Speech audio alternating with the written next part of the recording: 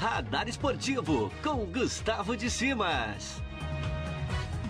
Alô, turma! Segundou! E se segundou, o Radar Esportivo chegou numa segunda muito especial. Hoje, dia 8 de março, Dia Internacional da Mulher, e a gente já começa o programa dedicando esse Radar Esportivo a todos que nos acompanham, mas especialmente a elas, as meninas, as mulheres que tanto fazem a diferença e que nos acompanham aqui no Radar Esportivo, que buscam o seu protagonismo no esporte.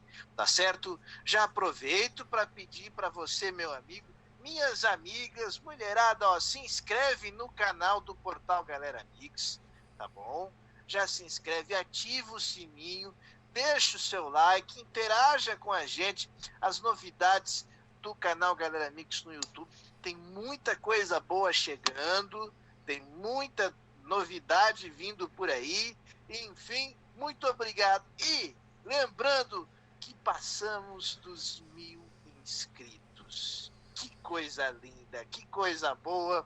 Já são mais de 1.000 inscritos aí no nosso canal do Portal Galera Mix.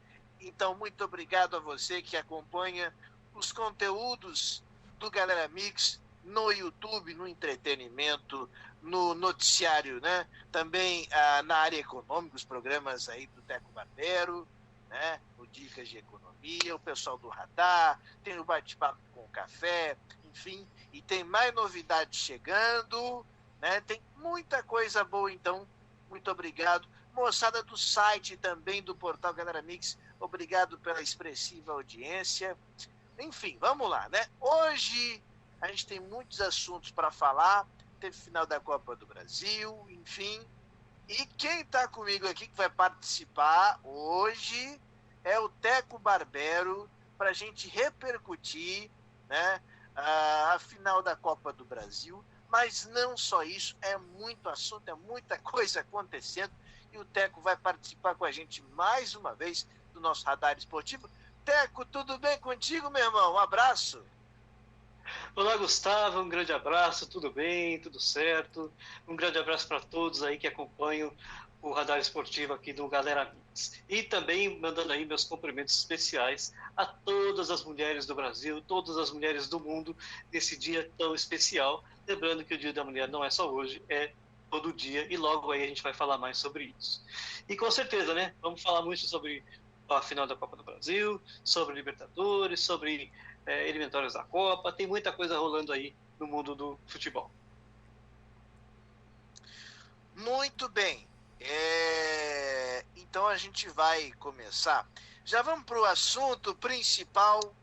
Parabéns à torcida do Palmeiras. O Verdão conquistou mais um título. O Verdão está comemorando, né? Toda a torcida. Mais um título do Palmeiras, que foi o grande campeão da Copa do Brasil 2020, que terminou agora em 2021, né? Mas o Palmeiras bateu o Grêmio nas duas partidas, lembrando o primeiro jogo que foi em Porto Alegre, o Palmeiras venceu pelo placar de 1-0, e ontem o Palmeiras fez 2-0 no Allianz Parque, né? Venceu o Grêmio 2-0 dentro da sua casa e sagrou-se campeão, levando mais uma graninha. Enfim, são mais 54 milhões que o Palmeiras leva aí com esse título da Copa do Brasil. Aliás, um título que o Palmeiras ganhou com muita autoridade nos dois jogos. Mas a gente vai comentar, Teco. E aí, cara? E mais esse título do Palmeiras, né? O que dizer do jogo de ontem? Então, Gustavo, realmente, como você colocou aí na introdução, o Palmeiras ganhou o título com autoridade, né? Nos dois jogos, acabou sendo superior, né? No primeiro jogo, claro, enfrentou uma dificuldade maior, jogou fora de casa, e mesmo com o jogador expulso, conseguiu vencer o jogo. E no segundo jogo, o Palmeiras realmente foi muito superior. porque administrou a vantagem que tinha. No início do jogo sofreu até uma certa pressão do Grêmio, mas que nunca foi aquela pressão que a gente esperava, uma pressão organizada, de toque de bola, tendo aí o PP, Diego Souza como talvez os possíveis protagonistas aí da equipe do Grêmio para tentar fazer alguma coisa. E aí a gente viu o Palmeiras só administrando o jogo e explorando os contra-ataques. E foi assim que surgiram os gols no segundo tempo. Um primeiro tempo muito amarrado, muito fraco, né? O Palmeiras só se defendendo e procurando algum contra-ataque, mas também se não encontrava oportunidade estava tudo bem. E o Grêmio com essa dificuldade enorme de articulação de jogadas bem trabalhadas, né? Ele saiu sem o seu meia, que ficou no banco de reservas, né? E aí acabou o Jean-Pierre, exatamente. Ele se esperava até que ele fosse sair jogando, mas o Renato Gaúcho escolheu uma outra formação e eu entendo que talvez isso tenha dificultado aí uma melhor pressão do Grêmio. Aí no segundo tempo o Palmeiras continuou administrando, só que o tempo estava correndo e o Grêmio veio mais para cima ainda, né? Deixando muitos espaços. E foi aí que a gente viu aí um primeiro gol feito por uma grande jogada, partindo aí do meio campo, né? Uma jogada individual do atacante palmeirense, que passou por 3 jogadores do Grêmio, né, Gustavo? E acabou deixando o Wesley na cara do gol. Né? O Rafael Veiga fez essa jogada e deixou o Wesley na cara do gol, e ele chutou assim, não chutou tão cruzado, chutou até no canto do goleiro, e aí começam algumas contestações sobre os goleiros do Grêmio, né?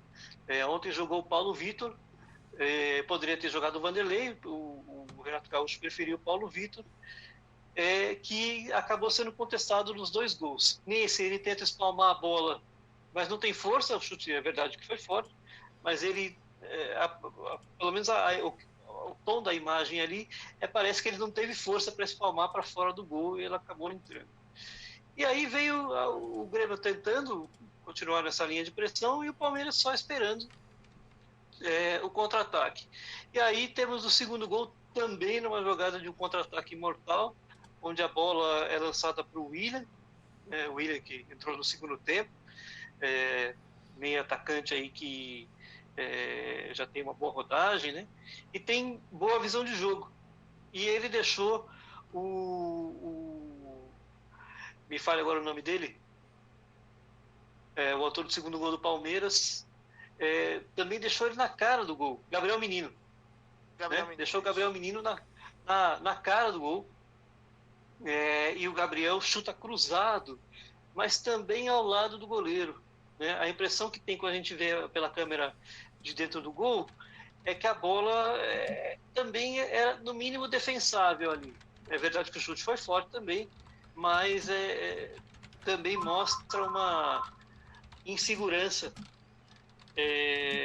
do goleiro do Grêmio quando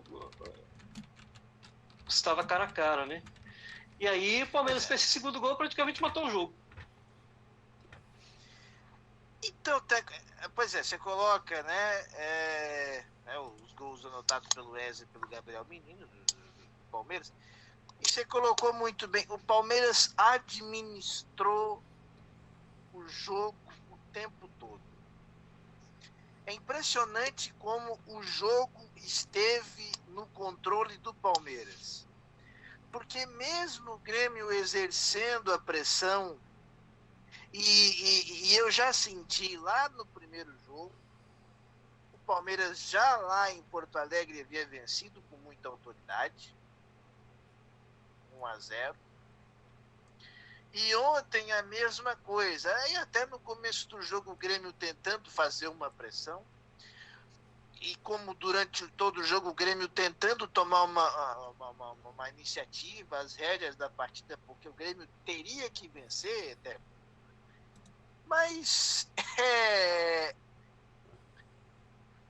o Grêmio, mesmo com toda essa pressão que ele fez, muita falta de inspiração, né? Um time que ofensivamente produziu muito pouco e não conseguia ameaçar o gol do Palmeiras. Eu já senti isso no primeiro jogo, e olha que no primeiro jogo o Grêmio jogou com um jogador a mais, mas não também apresentou esses problemas. E o Jean-Pierre até jogou aquele jogo, né? E ontem, de novo, o Grêmio voltou a ter esses problemas. E até saltou uma outra questão, o gol, né? Porque o Paulo Vitor, ele foi inclusive uma troca que o Renato sacou o Vanderlei. Renato sacou o Vanderlei para que o Paulo Victor entrasse e jogasse a final da Copa do Brasil. E, inclusive, o Paulo Victor falhou no primeiro jogo. Sim, ele foi contestado, né, por essa falha também, né, no primeiro jogo. É bem verdade que a cabeçada foi fulminante, né? Mas muitos dizem que era talvez uma bola defensável. Mas o fato nem é só esse, né? A impressão que a gente tem é que o time do Renato Gaúcho não vive um bom momento, né? Não é da Copa do Brasil, mas já é de algum tempo.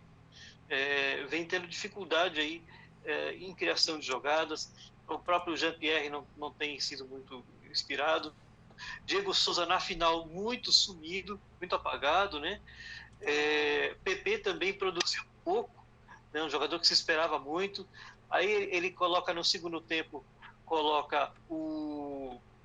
nesse último jogo, colocou o Jean-Pierre, colocou o Ferreirinha, né? O Ferreira, que vem sendo muito comentado, que se esperava também que tentasse.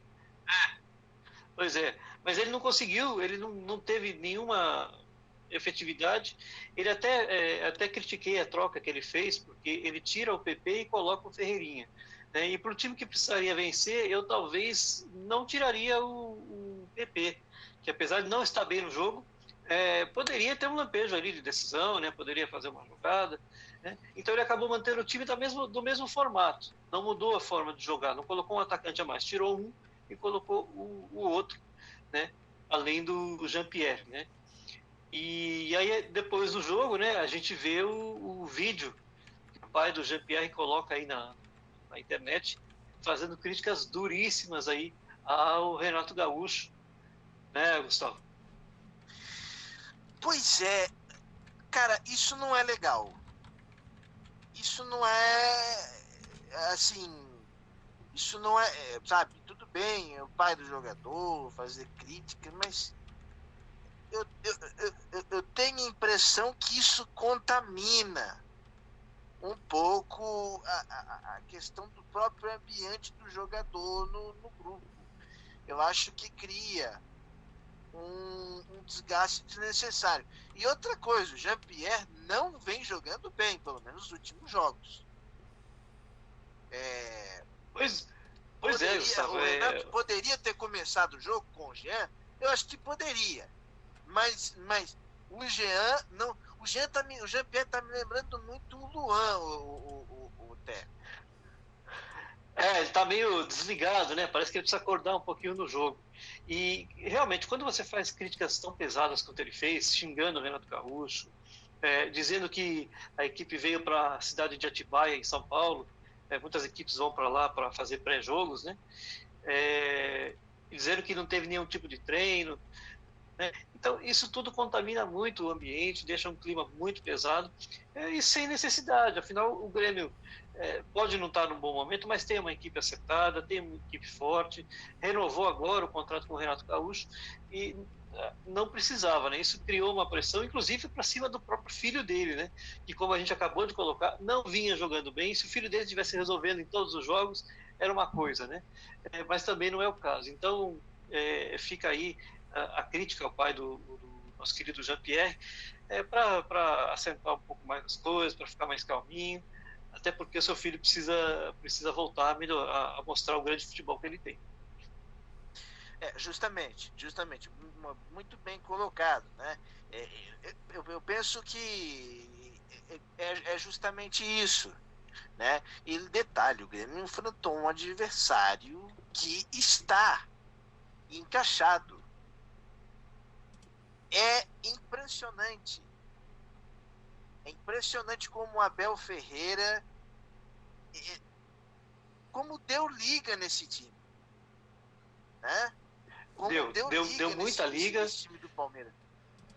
Ele consegue fazer as alterações que ele quiser, ele consegue colocar o padrão que ele quiser no time, né?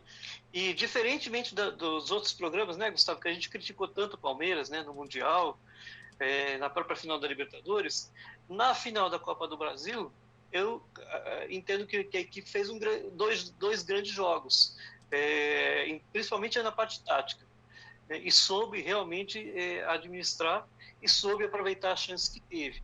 Era isso que se esperava do Palmeiras no Mundial, coisa que não apresentou, era isso que se esperava na Libertadores, né, principalmente nesse último jogo da final da Copa do Brasil, a equipe realmente se portou muito bem.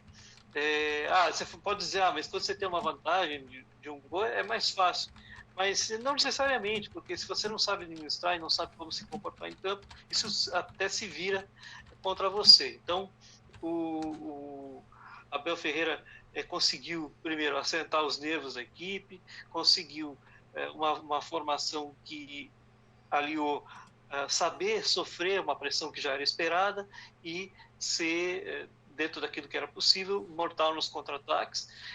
Salve uma outra coisinha, né? Por exemplo, Luiz Adriano não achei que foi bem nos dois jogos. Não gostei também.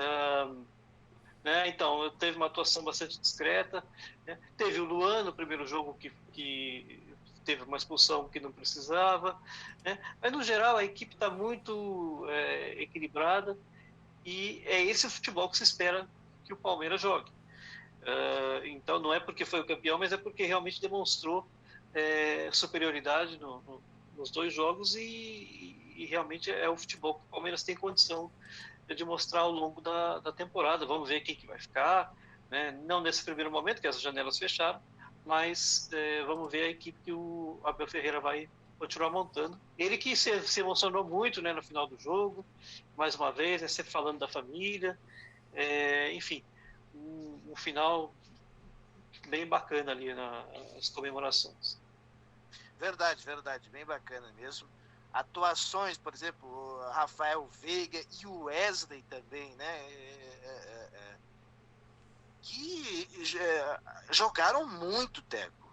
Realmente, o Rafael Veiga teve uma participação na partida ontem. O Wesley, como cresceu esse jogador Wesley, né? Que inclusive tem que se fazer a menção aqui para o Vanderlei Luxemburgo, que começou com muitos desses garotos aí, né? Isso, o Vanderlei que puxou alguns da base, e na verdade essa base do Palmeiras é uma base excepcional, né? Você tem ali o Wesley, tem o Gabriel Menino, tem o Patrick de Paula, né? Só para citar alguns aí que já são realidade. Então, além do Palmeiras conseguir ter montado uma boa equipe com jogadores já rodados, né, com carimba, trouxe uma base extremamente eficiente, né, uma base que vai dar muitos frutos aí. Tem que aproveitar, né? Não é todo momento que você vive uma base tão vitoriosa. A gente tem exemplos de outras equipes que também passaram por isso. Tem o Santos, por exemplo, teve uma base, né, várias bases aí muito vitoriosas, né? Corinthians também, enfim. Então, o Corinthians que vai viver isso agora, né? Vai depender da sua base aí para ver o que vai conseguir fazer ao longo da temporada. Então, assim, o torcedor palmeirense tem que realmente aproveitar muito, ficar contente com essa base aí, que vai dar muito fruto ainda para a equipe palmeirense. É verdade, vai dar muito fruto, eu tenho certeza disso. Aliás, o investimento em categorias de base é o melhor retorno que um clube financeiro pode ter. Aliás, é o melhor investimento que o clube vai fazer, porque é o retorno, né, dos seus atletas, tanto na questão de criar identificação, como também em questão financeira. Porque você não precisa, se você tem bons jogadores feitos na casa, é menos dinheiro que você tem que usar para ir ao mercado, né? Então E além disso, você pode lucrar com isso. Então, é um investimento que dá retorno à categoria de base. E o Palmeiras está colhendo isso. O Palmeiras entendeu isso. Porque o Palmeiras, até algum tempo, a gente via aquela baciada de jogador que chegava. Né? Então, o Palmeiras realmente faz um grande trabalho.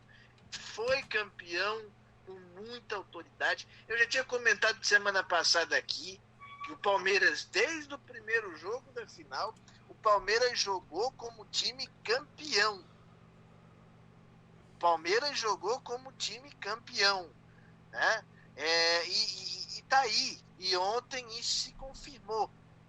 Se confirmou. O trabalho do Abel realmente é bastante consistente, é bastante sólido. Né? E o Palmeiras, com boa gestão, com bom trabalho, né? Com as coisas funcionando dentro, mas fora de campo. É isso. É isso. E aí a possibilidade de se conquistar bons resultados, Otávio, ela aumenta. Não tenha dúvida. Quando você faz bons investimentos na base, dá tempo para que os garotos amadureçam, né, sem pressão, monta times equilibrados, né, times com uma parte com uma base, outra parte com grandes jogadores, outra parte com jogadores já que estão há mais tempo no clube. Né? Então você dá esse suporte. Todas as grandes equipes do Brasil que tiveram aí grandes equipes, boa parte desses jogadores vieram da base. Ainda mais no período que a gente está vivendo, a economia é cada vez mais difícil, é cada vez mais fácil o exterior vir aqui comprar jogador nosso, porque é barato para eles, né? E para nós qualquer milhão de euros aí é muito para a gente, então acaba vendendo, né? Os clubes estão sempre quebrados, né? Então eles precisam disso. E aí você vai repor o time como? É só investir na base, né? É só dar tempo para aquele cara amadurecer, né? Precisa também que a CBF fique de olho nisso, né? Porque está cheio de empresariado aí fazendo a festa, né? E muitas vezes prejudica o trabalho, né? Então tem muito clube aí que coloca jogador que não está pronto ainda porque o empresário enche o saco, essa é a verdade, né? Enfim, então tem outros interesses, então isso não pode acontecer. Então fica aí a dica aí para Botafogo, para Vasco, né? Para Cruzeiro, que estão passando por enormes dificuldades, voltem à base. Né? É só ali que vocês vão recuperar o clube. Verdade, muito bem colocado. Enfim, o Palmeiras, que levou aí 54 milhões, levou um dinheirinho e mais um título para casa, a tríplice coroa. E o Grêmio, vice-campeão, que também faz um trabalho importante na base, teve dificuldades nessa partida e nessa última temporada. Tanto é que muito se cogitou que o Renato Gaúcho poderia sair. E eu realmente estava muito convicto que o Renato, assim, as impressões que se tinha era que a gente tinha era que o Renato deixaria o Grêmio, né? Mas isso não aconteceu, o Renato continua, e o Grêmio agora não tem muito tempo para chorar esse leite derramado.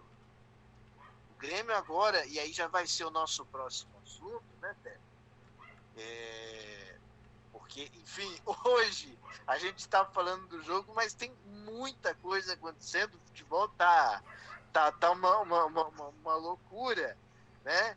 E a gente, enfim, mas Grêmio vice-campeão, Palmeiras com mais um dinheiro no bolso, ainda lucrou, né, Té? Ainda vai ter, o Palmeiras ainda vai ganhar mais 6 milhões da patrocinadora, né? Então foi 60 pau aí ao todo aí que o Palmeiras faturou, e quando o Grêmio vai ter que se arrumar logo para se preparar para a Libertadores aí, que começa já essa semana. Pois é, e esse então, torcedor, foi aqui um pouquinho do resumo do jogo do Palmeiras. A gente realmente não consegue se aprofundar tanto hoje, porque a gente tem outros assuntos aqui que estão pedindo passagem, né? Mas o Palmeiras campeão, parabéns ao torcedor do Verdão, é uma grande conquista. Repito, coroou um grande trabalho que foi feito no Palmeiras, que está sendo feito, enfim, ainda mais 60 milhões de reais. Que beleza, que maravilha. Mas a gente falou de Grêmio e tem pré-Libertadores. Já vamos continuar no Grêmio, para já falarmos do jogo de quarta. Tem o Santos amanhã, a gente já fala já. Mas o Grêmio que teve dificuldades, repito, eu tenho sentido o Grêmio com muita dificuldade na produção ofensiva. O PP não tem jogado bem, mas tá, enfim. O PP parece que estava com uma lesão no pubis, né? Enfim, esse é o tipo de lesão que incomoda demais o jogador, né? Não sei como é que estava, mas enfim. De qualquer maneira, o Grêmio precisa resolver os seus problemas. Enfim, questão com o goleiro, vamos ver o que o Renato vai fazer, né?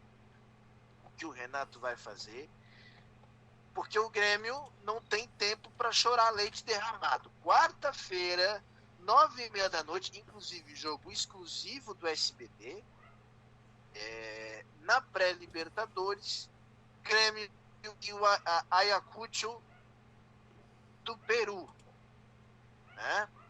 É o primeiro jogo da pré-Libertadores na Arena do Grêmio.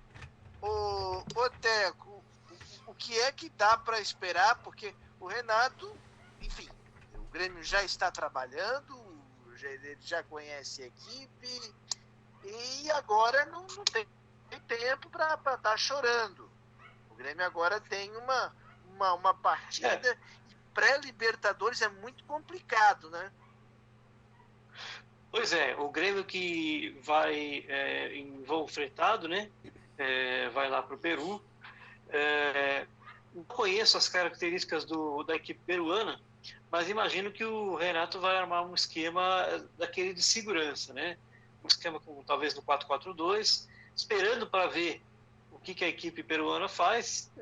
Tem que ver as condições de jogo lá, se lá é um lugar alto, se não é, porque isso tudo influencia, né? É bem verdade que o Grêmio tem uma vantagem, né? Porque vai decidir em casa a vaga. Vai decidir em casa. Então, eu espero um Grêmio mais defensivo, mais explorando algum tipo de contra-ataque para ver o que dá. Vamos esperar que esses jogadores estejam totalmente recuperados, né? Lesão no pubis é chato. Lembrando que o PP já está vendido, né, gente? Então tem mais esse fator aí que influencia, querendo ou não, influencia para o jogador, né? Então, eu imagino que o Grêmio vai fazer alguma coisa nesse sentido e esperar para decidir em casa a vaga para a próxima fase. Perfeito. Até colocou, só corrigindo aqui a informação, o primeiro jogo é fora de casa e o Grêmio vai de voo fretado, assim como os clubes brasileiros, né? Porque havia-se uma preocupação muito grande com relação à entrada de brasileiros, de jogadores brasileiros em outros países. Veja só a situação que o Brasil está chegando, né?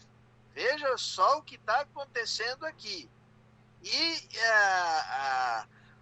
a Conmebol tendo que dizer para os clubes brasileiros, olha, venham de voos fretados. E os clubes vão ter que arcar com isso. Times brasileiros que vão disputar a Libertadores e provavelmente a própria Copa Sul-Americana também, isso deve acontecer, né? Os times brasileiros vão ter que arcar com esses voos fretados, porque não é responsabilidade da Conmebol, ou pelo menos ela entende que não, e os problemas que estão acontecendo aqui no Brasil. Agora é um jogo importante, é jogo difícil. O Grêmio precisa estar muito atento e precisa jogar mais bola. Tá faltando um pouquinho de bola para o Grêmio, né, Teco? O Renato Gaúcho precisa encontrar soluções. Ele andou prometendo providências. O que ele vai fazer, eu não sei. Mas... Pois é, vamos esperar para ver o que o Renato vai fazer. Alguma coisa ele deve mexer, né? Até para dar aquele gás na equipe, né? Porque agora tem que virar a chavinha, né? Acabou, a Copa do Brasil acabou, né?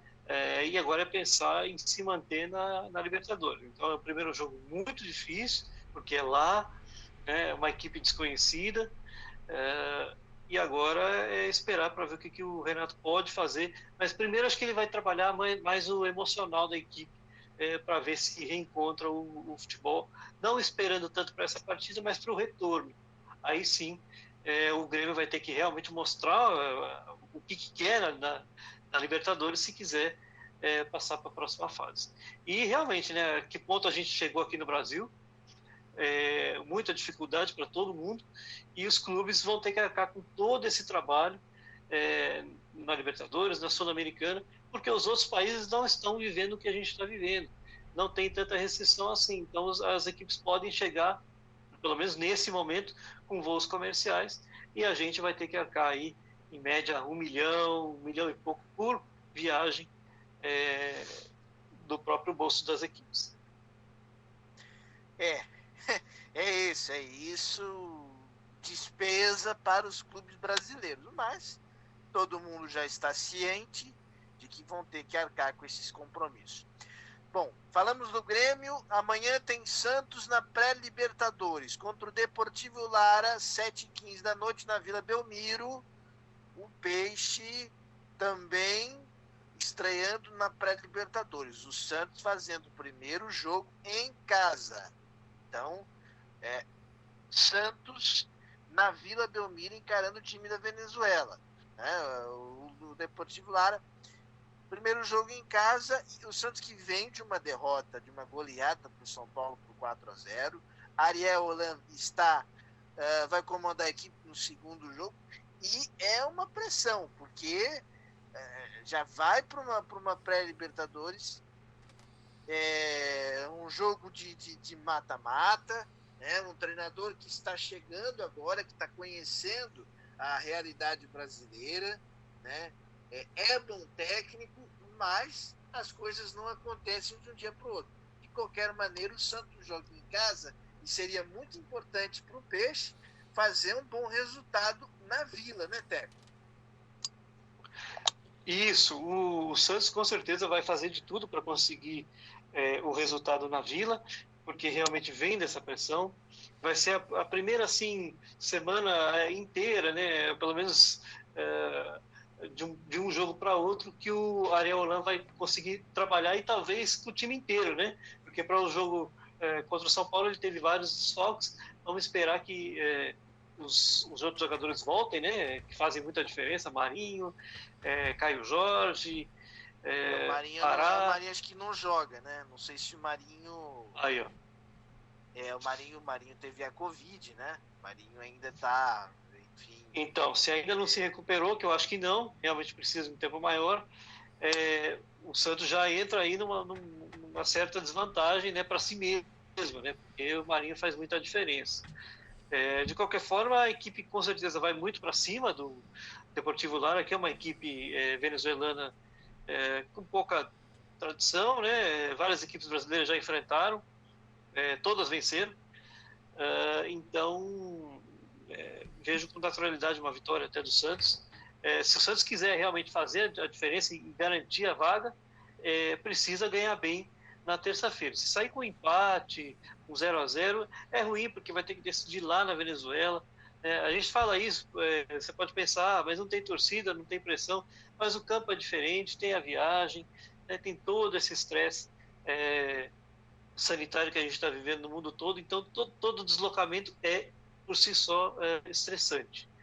Então, eu, se fosse o Ariel Holan, falaria isso para os jogadores: olha, nós temos que decidir aqui em casa. Então vamos esperar que o Santos seja aquela equipe que apresentou aquele bom futebol na Libertadores da temporada passada, com bastante toque de bola, envolvendo, né? Tem que aproveitar o Soteldo enquanto tem, não sabe que é coisa feia, O Santos também conseguiu mantê-lo. Então, o Santos aí encarando seu primeiro grande desafio. No jogo contra o São Paulo foi uma equipe diferente, um pouco desfigurada, pouquíssimo tempo para o Ariel Holan montar a equipe, né, do jeito dele, praticamente não tinha nada ali dele, né, mas é ruim você começar um clássico tomando uma pancada dessa, né? 4-0 é placar elástico, então por isso que vem essa pressão para cima dele para que consiga logo o resultado. A tarefa do Santos é árdua na temporada, mais uma vez. O clube que tem 700 milhões em dívida, que aliás é uma coisa inacreditável, porque o que o Santos vendeu de jogador e como que está devendo esse valor exorbitante, né? Mas isso aconteceu e é um retrato de muitos clubes, né?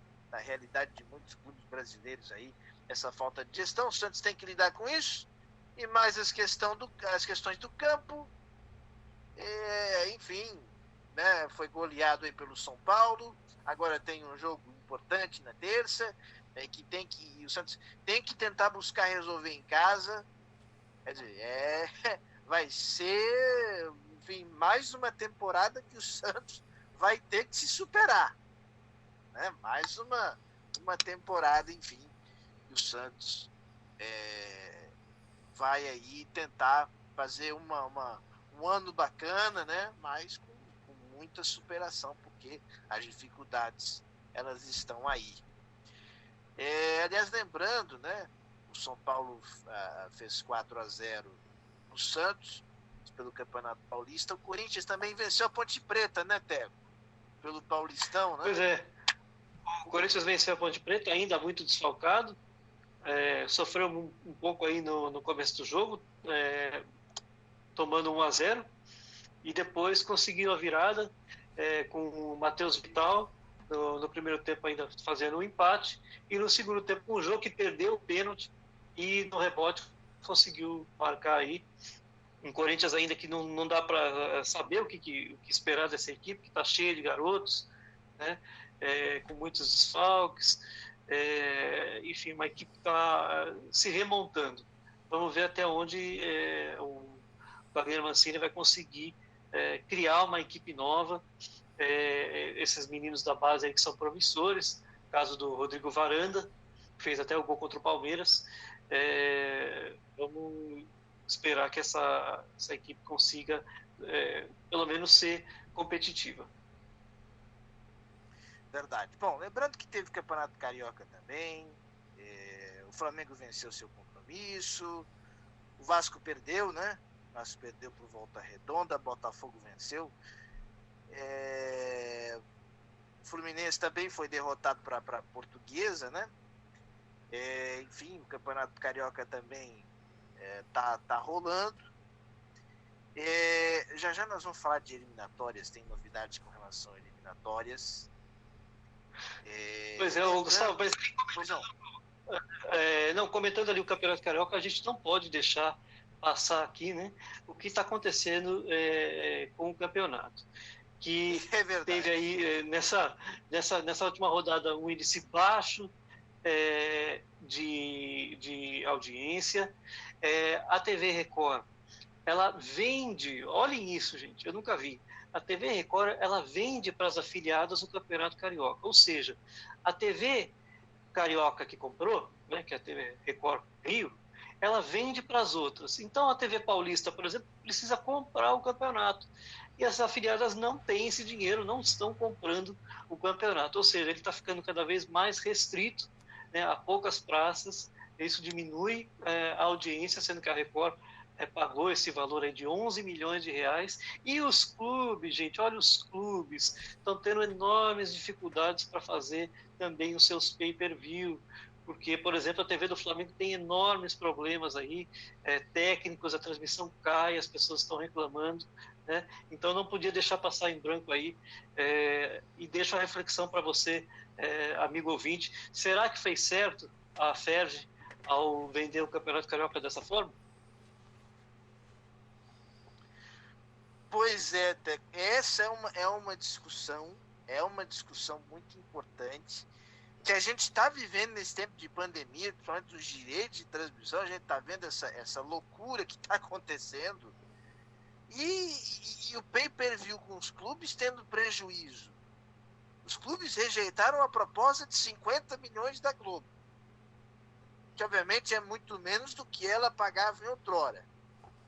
Esperando os clubes tenham a expectativa de que podem lucrar esse valor com a TV aberta e com o seu, cada um com o seu pay-per-view, ou com o pay-per-view próprio do campeonato. Eu, sinceramente, acho que isso não vai acontecer. Até porque essa primeira rodada já foi, essas primeiras rodadas já foram indicativo disso. Segundo, um jogo do Vasco, né, deu 6 pontos de audiência no Rio de Janeiro.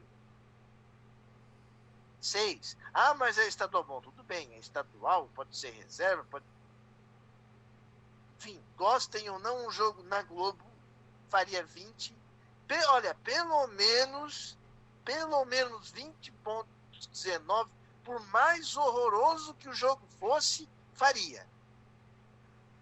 Pois é, e pelo simples fato, né, Gustavo, quando o jogo é na maior emissora do país, a concorrência naturalmente é menor. Então, quem se submete a esse desafio de estar numa TV com audiência menor, que são todas as outras, precisa calcular isso. E, no meu modo de ver, a Record corre um enorme risco, né, colocando jogos às terças-feiras, né, enfrentando dificuldades aí com a programação dos outros canais, inclusive do SBT, que também vai ter jogo às terças-feiras, da Libertadores. Então, quer dizer, ela arrumou uma concorrência dupla. E no sábado, você tem ali naturalmente, pegou aqui o retorno da novela das 9, está pegando o Big Brother, enfim, são concorrências muito fortes que a Record está enfrentando, e o próprio pay-per-view também. É por isso que eu deixei essa pergunta, para que o torcedor avalie aí. Não vai ser eu que vou dizer o que é melhor aí para os clubes cariocas. Claro. Cabe aos clubes, enfim. Eu espero que os clubes consigam, tá, gente? Eu espero, eu torço. Eu acho muito difícil, porque, lógico, a gente sabe que os clubes querem se valorizar, querem ter mais recurso, querem ter mais receita. Agora, eu não sei.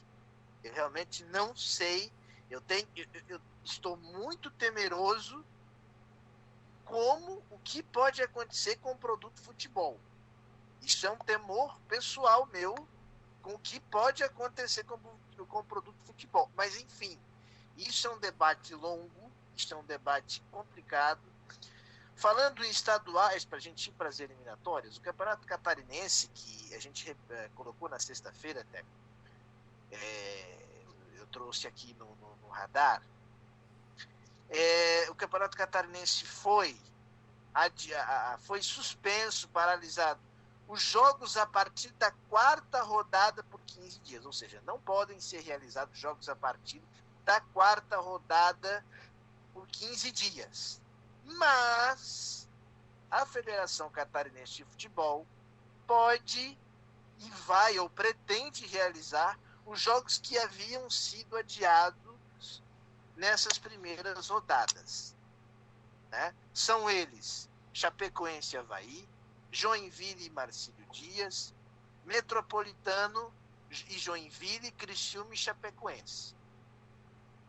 São esses jogos que haviam sido adiados. Então, o que é que foi acertado? Para que na quinta-feira joguem Chapecoense e Avaí, só que tem um detalhe, o jogo seria Concórdia, com a Prefeitura de Concórdia parece que já está proibindo. Quer dizer, é uma confusão, gente. É o caos que a gente está vivendo. E o futebol, enfim, não sei ainda para onde é que esse jogo vai. Não se sabe. Não se sabe. Né? Mas, enfim, Joinville e Marcílio também se enfrentam na quinta. Então, esses são os jogos dessa semana. Agora, a grande questão é: a federação primeiro deveria ter consultado as prefeituras. Os clubes muitos deles vão tudo bem, vão topar jogar. Mas e se a prefeitura não liberar? E aí? Aí vai ter que encontrar mando de campo. Gente, que confusão. Que confusão. E aí, a princípio, aqui, jogos de quarta e semifinal mantidos. Parece que é possível que tenha jogo único com os dois jogos da final. Com os dois jogos da final e de volta, enfim, o Catarinense. A gente está aguardando definição ainda. Mas enfim, Teco, o resumo caótico do futebol. Não só do futebol, né, Gustavo? Essa amostra do Campeonato Catarinense reflete o que a sociedade brasileira está vivendo, né? Não me surpreendeu em nada isso que a gente está vendo.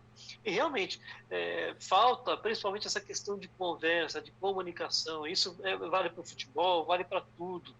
Né? Antes de você decretar uma coisa, vai fazer aquilo, combina antes, olha, prefeitura, quem vai aceitar os jogos, olha, precisamos terminar esses jogos aqui, né? Porque protocolos vamos seguir os mesmos, vamos aumentar ali a segurança, enfim, tudo para que as coisas estejam resolvidas, que não haja, de repente, as equipes vão para lá e a prefeitura fala, não, mas espera aí, não está autorizado aqui não vai ter jogo aqui, né? Então isso pega muito mal para o futebol e para a sociedade em geral. Muito bem, Teco. Esses são os detalhes do Catarinense, que a gente vai continuar informando no Radar Esportivo. Sexta-feira a gente traz mais informações. Lembrando, o Avaí, portanto, a princípio joga na quinta-feira. Agora falta aguardar mando de campo. Esse jogo é o jogo pela segunda rodada, jogo válido pela segunda rodada com a Chapecoense. Agora vamos para o assunto eliminatórias.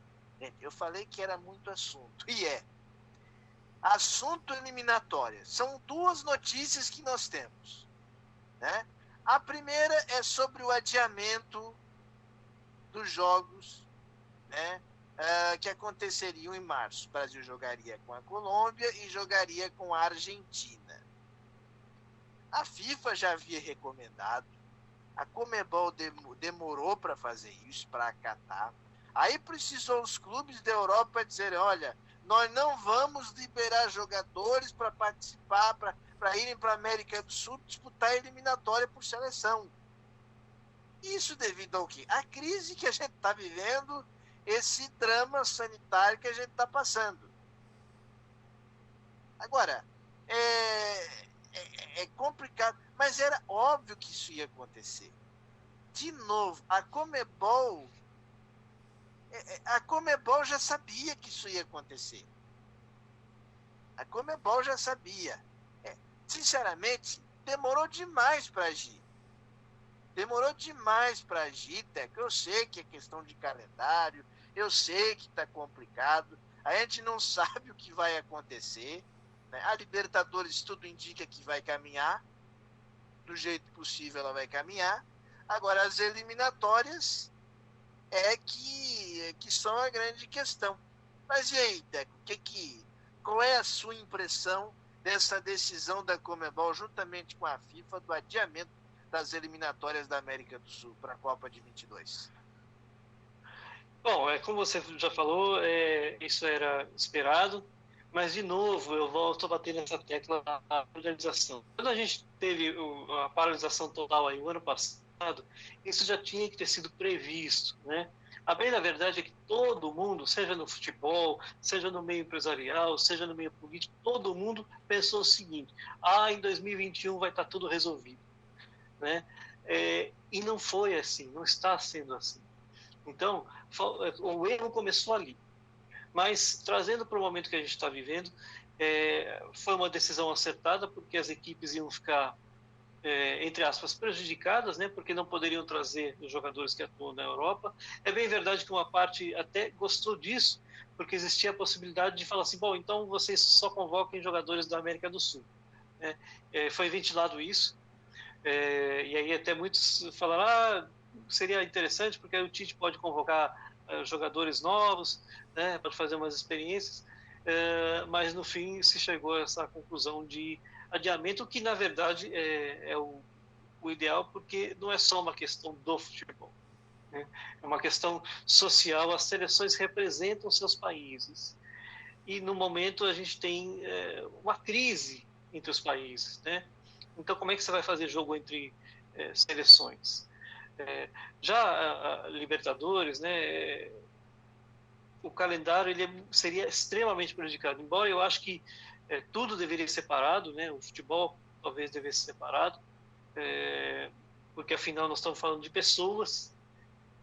Os jogadores são humanos, são pessoas que perderam parentes, né? Muitos deles podem ter perdido parentes, né? O futebol não é uma coisa à parte do mundo, né? Então, mas a gente entende também toda a questão financeira de calendário, e até um certo questão é o que o futebol também ajuda para as pessoas que estão em casa, né? Então tem esse outro lado. Todo mundo que está em casa gosta de ver o futebol, né? Então isso também tem peso, né? Tem os contratos com as televisões, enfim. Então o que eu entendo que seria o ideal, você encontrar um meio termo. E foi o que tentaram fazer, adiando aí as eliminatórias para setembro.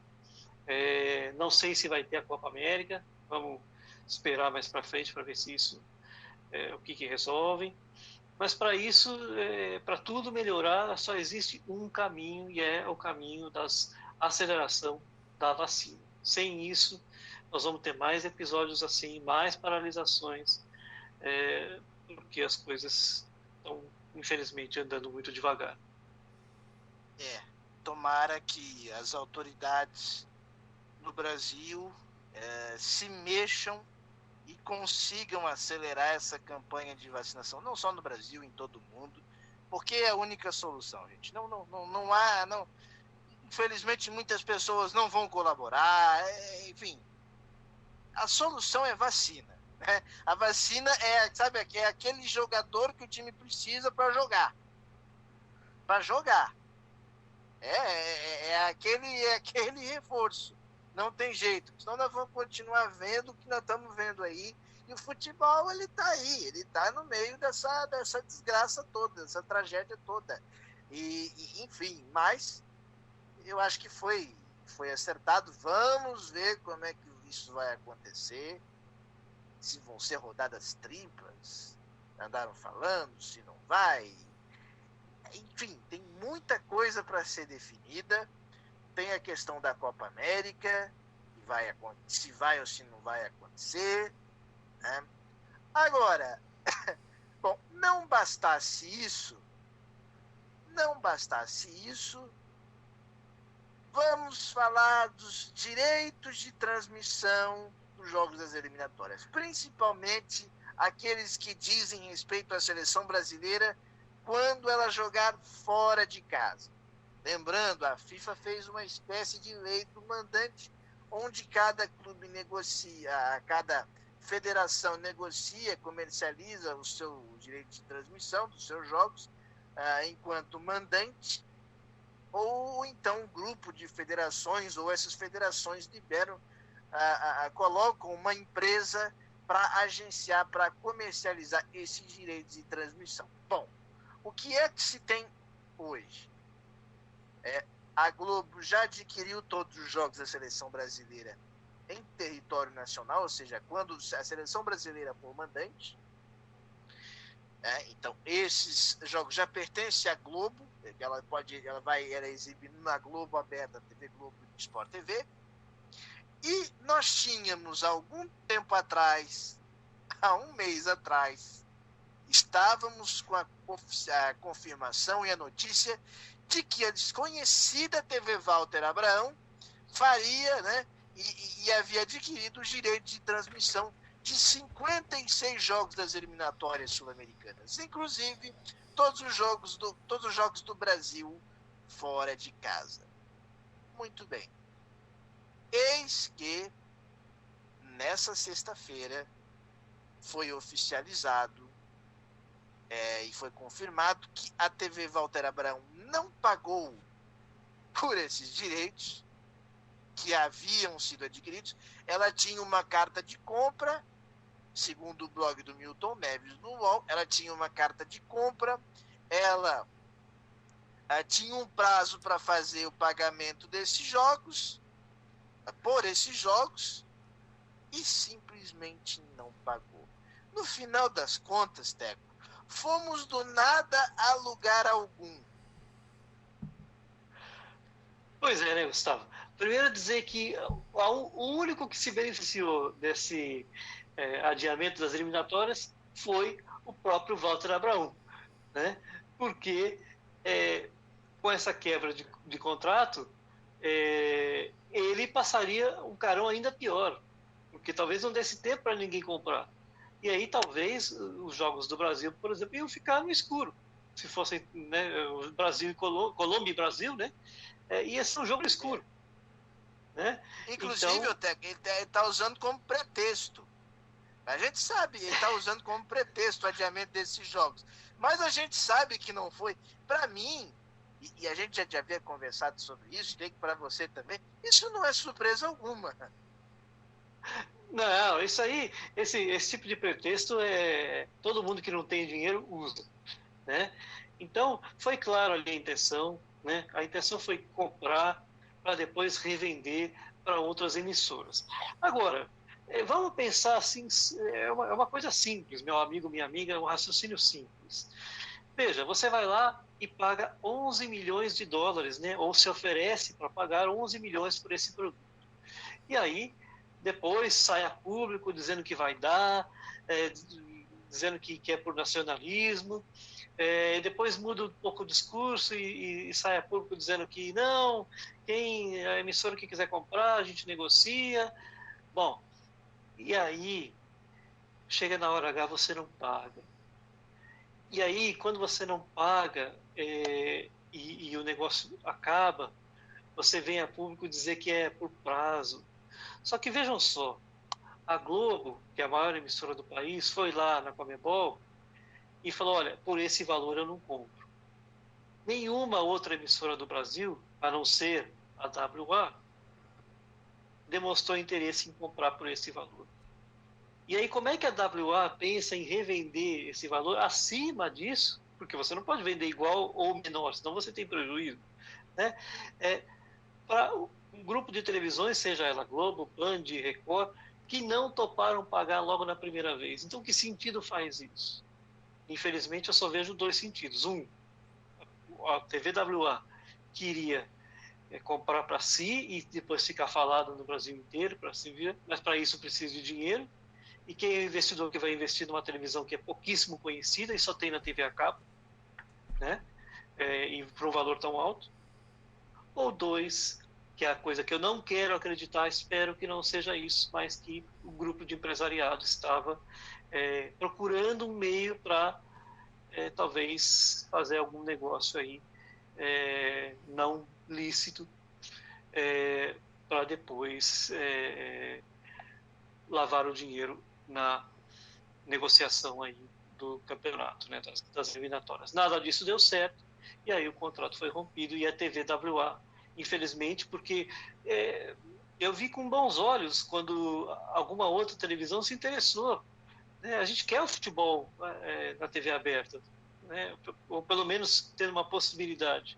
Né? E parecia que a TVWA seria essa possibilidade. Agora, por tudo que aconteceu e por tudo que a gente já conhece, foi bom que isso aí tenha acontecido e quem sabe até setembro, primeiro, a empresa dona dos direitos ou as seleções repensem tudo isso, repensem valores, repensem negociações, porque o risco que a gente tem hoje de que, principalmente falando da seleção brasileira, faça jogos fora do Brasil, a não ser contra a Argentina, que esse já está comprado pela TV Globo, que os outros jogos caiam no escuro, que a gente fala, né, vão ficar sem transmissão, é muito grande. E a gente já falou aqui que o apelo da seleção brasileira, aquela comoção que a seleção brasileira tinha, hoje não tem mais. Então, acho que tem que ser repensado aí valores de negociação de um produto como a seleção brasileira. É verdade. Vamos ver, a gente vai estar atualizando esse assunto. A TV Walter Abrão, ela tentou negociar, o Datena, inclusive, deu com a língua dos dentes, disse que a Band estava negociando com a com a TV Walter Abraão para exibir os jogos. Aí a Globo ficou sabendo, entrou na parada. E no final das contas, gente, o que isso deu? Absolutamente nada. Por isso que eu disse que foi-se do nada a lugar algum. E agora estamos aí nessa situação e tudo isso, gente, é muito ruim para o produto futebol. Não tenha dúvida disso. E aí, Teco, para a gente encerrar aqui o nosso programa, eu vou aqui já para aproveitar o ensejo, antes da gente fazer essa homenagem, lembrando que está acontecendo a Libertadores de futebol feminino, né? E agora uma última parte do programa dedicado aí às mulheres, porque a gente tem alguns assuntos aqui para tratar e vamos tratar rapidamente, mas né, no que diz respeito às mulheres no esporte, nós temos aí a Libertadores de futebol feminino, que com o Avaí Kinderman aqui em Santa Catarina, vencendo por 8-0, né, o seu primeiro confronto contra o Deportivo Trópico, né, da Bolívia. O Avaí joga nessa segunda-feira ainda com o Santiago Morning. Depois, na sexta-feira, a gente vai trazer mais detalhes dos jogos do Avaí Kinderman, né, aqui de Santa Catarina, representando muito bem o futebol feminino. Tivemos o Corinthians ainda goleando também o Nacional por 16-0. Falar o que do jogo, né? Dos dois jogos, 8-0 para o Avaí e 16-0 para o Corinthians contra o Nacional. Além disso, a Ferroviária, que também é muito forte em São Paulo, venceu aí o Libertad do Paraguai. E por que a gente está trazendo esses resultados, além de ressaltar o futebol feminino? Porque a mulher merece todo o nosso respeito e merece, acima de tudo, espaço no esporte. A mulher merece muito mais e merece estar onde ela quer estar. E a gente vê o crescimento do futebol feminino no Brasil, cara. O interesse. Eu vejo, e para alegria né, da sociedade, né, enfim, né, da sociedade que pensa um mundo inclusivo, um mundo mais justo, né, de ver as mulheres ganhando cada vez mais protagonismo no esporte, Teco. Isso é realmente fantástico, né? A gente sabe que cada ano que passa, a gente espera que isso seja cada vez melhor, né? Hoje não existe mais aquela frase: o lugar da mulher é em tal lugar. Hoje ela é onde ela quiser. O lugar delas é onde elas quiserem.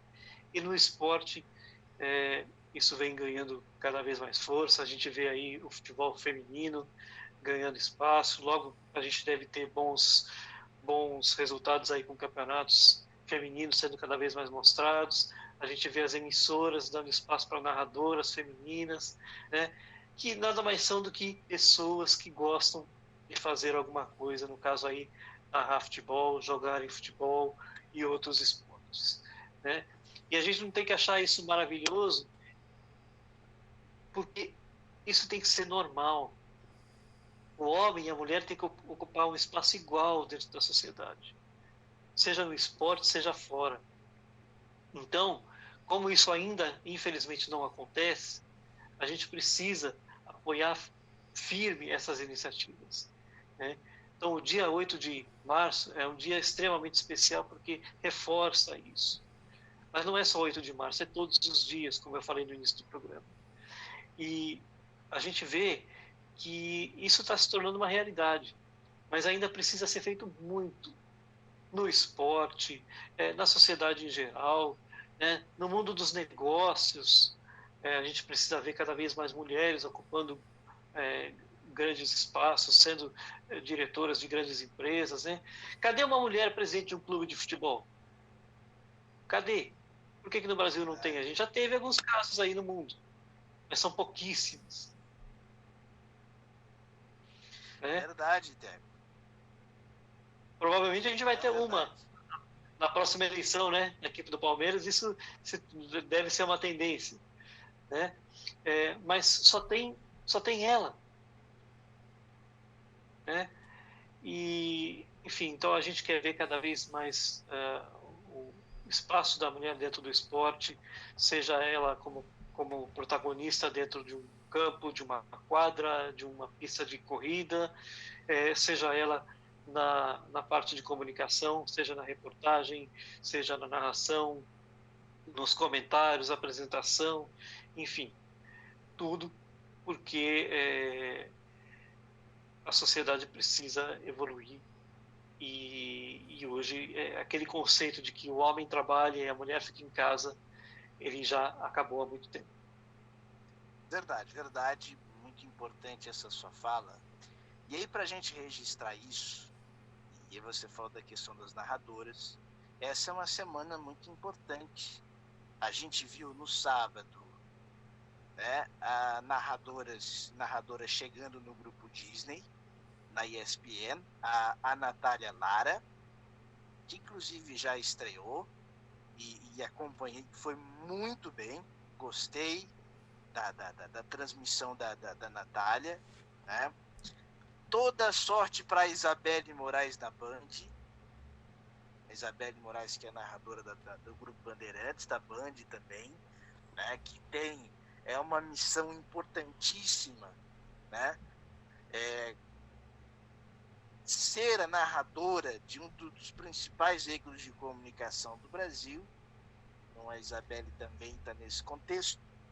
E essa semana a gente vai ter talvez um dos momentos mais aguardados, uma das talvez estreias, se não a estreia mais aguardada no esporte do Grupo Globo, pelo menos nesse início de ano, que é a narradora Renata Silveira, que estreará no jogo quarta-feira envolvendo o Botafogo, né, o Motoclube Botafogo, jogo que vai ser no Maranhão, jogo que terá transmissão do Sport TV e que pela primeira vez nós teremos um jogo de futebol narrado por uma mulher num canal da Globo, no esporte da Globo, no Sport TV. Que eu acho que é uma conquista importante. A Renata tem muitas credenciais, a Renata venceu o concurso da própria Rádio Globo, depois venceu o concurso Narra Quem Sabe da Fox Sports e esteve lá na Fox, depois na fusão com o Grupo Disney, esteve lá até final de 2020 e agora chega para ser a narradora do esporte da Globo. Teco, esse é um momento que, enfim, vê as mulheres ocupando esse cargo que é tão importante. Isso nos dá uma esperança e mostra que elas são inspiração para todo mundo que atua na comunicação, né, Teco? E, enfim, por isso que a gente tem que incentivar e desejar muita sorte para essas meninas, né, cara? Com certeza. Eu estou aguardando esse momento e acho que muita gente, a partir do que a gente está colocando aqui, vai ficar, no mínimo, muito curioso para saber como é que vai ser a estreia da Renata na Globo. Isso me deixa muito contente porque mostra uma quebra de paradigmas, mostra que os meios de comunicação realmente estão interessados, porque tem que partir deles, a gente não pode fazer nada aqui de fora, né? A mídia que precisa incentivar isso e fazendo na efetividade. Então, a Fox e a ESPN, né, Grupo Disney, começou fazendo isso, né, já desde 2018. Você vê, a Natália estreou já fazendo campeonatos da Europa, né, no masculino, né, a Isabelle faz lá mais a parte feminina na Band, mas eu espero que ela faça também os campeonatos internacionais que a Band transmite, e a Renata já vai estrear numa competição masculina de Copa do Brasil, né? Com um time de massa, que é o Botafogo, né? Apesar das dificuldades que a gente já sabe, mas é uma equipe muito conhecida. Então, isso mostra que o Grupo Globo está colocando ela num trabalho grande já. Né? Você estrear numa Copa do Brasil e no Sport TV, que é o canal de maior audiência da TV a cabo, porque é o canal que fica em todos os pacotes tem o Sport TV. Então isso mostra que a equipe confia nela, mostra que quer usá-la como qualquer outra narradora, não vai guardar só para o futebol feminino, obviamente que a gente sabe que ela vai fazer o futebol feminino, mas não só isso, e é isso que a gente quer ver, né? Quer ver as narradoras não só fazendo o futebol feminino ou outras atividades femininas, mas narrando de tudo, né? Assim como a gente vê homens também fazendo futebol feminino e não tem problema nenhum, né? Então, eu tenho certeza que vai ser uma grande estreia, tenho certeza que isso vai ser daqui para frente uma realidade. Daqui a pouco a gente vai ver aí equipes mais pareadas aí entre homens e mulheres dentro das transmissões esportivas. E isso vai refletir aos poucos na sociedade, que é o que mais a gente quer, né? Tudo isso para dizer essa questão, para que tudo se reflita na sociedade e que as oportunidades sejam iguais. Verdade, Teco. Oportunidades iguais é isso que a gente pede para jogadoras, para mulheres que atuam nos negócios, para jornalistas, pessoal que trabalha no esporte, as meninas do esporte, as narradoras, as comentaristas, repórteres, apresentadoras, enfim. A gente tem já mulheres atuando no esporte e agora entrando de vez com a questão de narradoras, né? Enfim, é um novo momento, é um momento que acho que é muito especial, mas a gente ainda tem que caminhar, a gente ainda tem muito o que evoluir nesse sentido. E desejar a todas as meninas sucesso, sorte e que tenham perseverança na caminhada que elas vão fazer daqui para frente no esporte. E já antecipo, a gente está sempre apoiando. O Radar Esportivo, inclusive, eu vou antecipar aqui, né? A gente tem e pretende, né? Estamos ainda avaliando e vamos tentar avaliar nos próximos meses aí, quem sabe a possibilidade de algum reforço feminino. Eu acho que seria muito importante, a gente ainda não obteve acerto com ninguém, mas é uma possibilidade, um reforço feminino que seria realmente muito bacana para o nosso radar, para consolidar ainda mais o trabalho de esportes aqui no Galera Mix. Esperamos aí, quem sabe, né? Vamos ver se a gente consegue anunciar alguma novidade. Mas, enfim, Teco, esse foi mais um Radar Esportivo e eu quero te agradecer por teres participado aqui com a gente mais uma vez, a gente poder repercutir todos esses assuntos.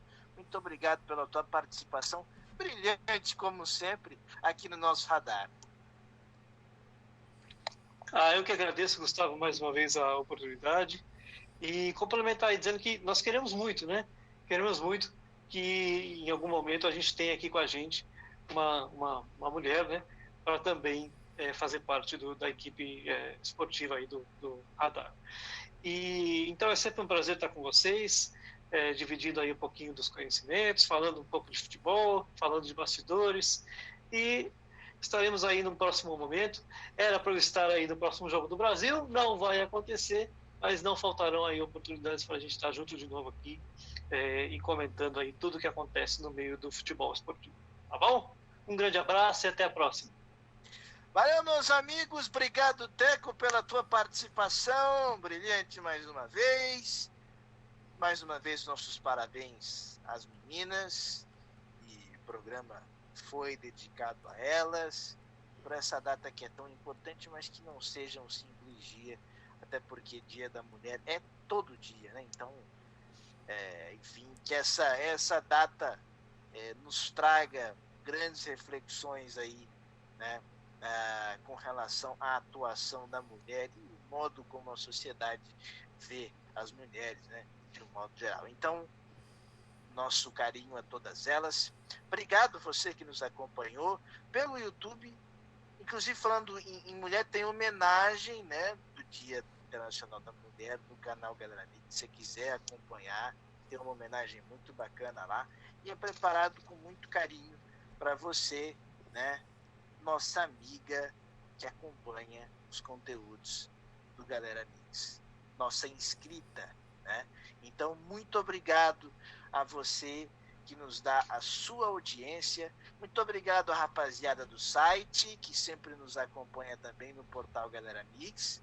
E, enfim, Radar Esportivo volta na sexta-feira, né? Ou se tivermos alguma novidade, alguma questão urgente, nós voltamos em caráter especial durante a semana. Mas sexta-feira tem mais Radar Esportivo, então, no Galera Mix. Um grande abraço e lembrando sempre, se tá na rede, é gol!